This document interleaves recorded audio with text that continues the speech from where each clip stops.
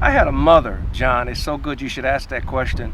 I had a mother who was a faith, God-fearing lady who determined that the only way that she could raise 10 children by herself was to keep them involved in church or the things of the church.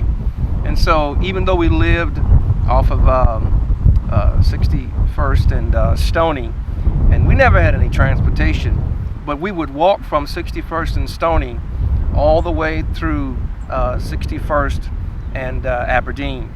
Anyone who knows anything about the inner city of Chicago knows that that's a distance, man. That's a massive task, a long distance walk. But I remember the time, you say what inspired the book. One morning my sister and I was late for church, and we decided to walk, and so she's holding my hand. I'm just a little boy. There was a hotel around the corner from us, and as we began to walk past the hotel, my sister just screamed.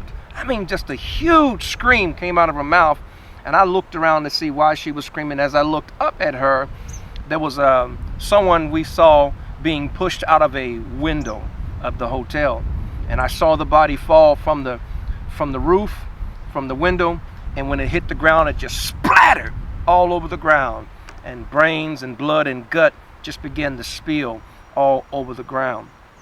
I don't know about you, but to have something like that happen as a child in your life is a travesty. It's such an event that lasts and sticks with you for a long, long time.